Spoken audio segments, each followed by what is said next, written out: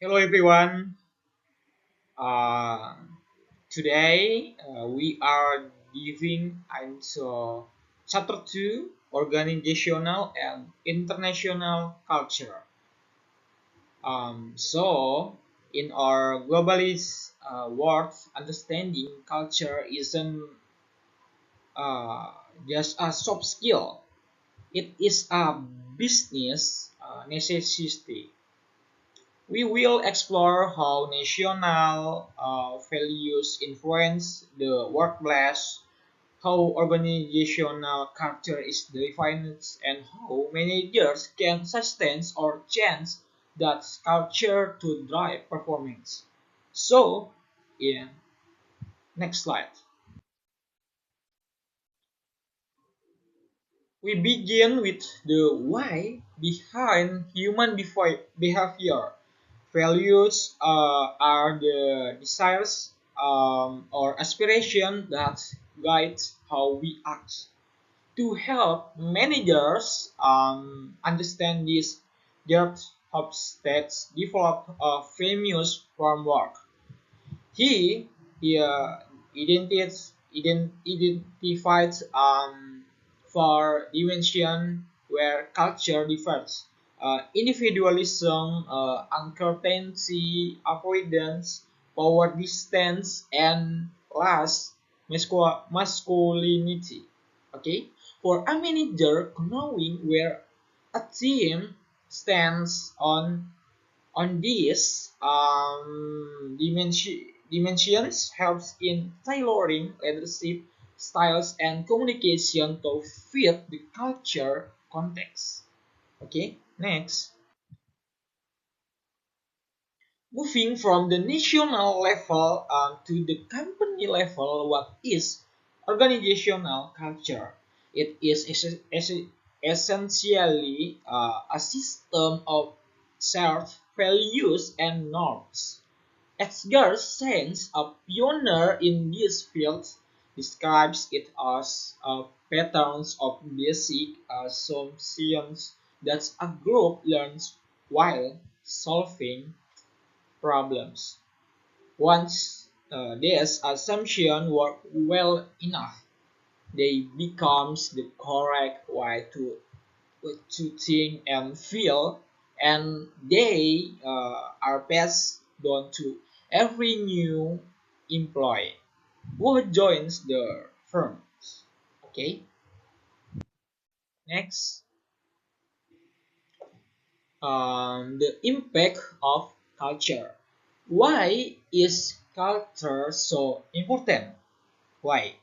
First, it provides stability by acting as an informant rulebook. Second, it builds commitment when employees identify with the culture, they are more loyal. And third, it acts as a filter, helping companies here for culture fit. And finally, a strong culture is a competitive advantage. While a competitor can copy your product, they cannot easily copy the unique culture that drives your time's innovation or customer service. Okay, next, creating and changing culture. Where does culture come from?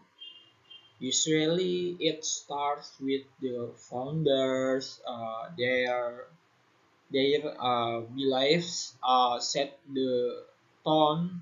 However, because culture is so deep rooted, changing it is one of managers' big challenge to successfully shift a culture.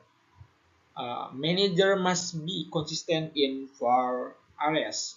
They must communicate the new vision, socialize employees into it, model the correct behavior and align the company system and artifacts with these new values.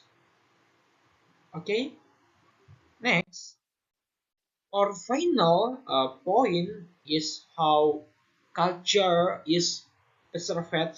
This happens through socialization, which occurs in three stages before you join.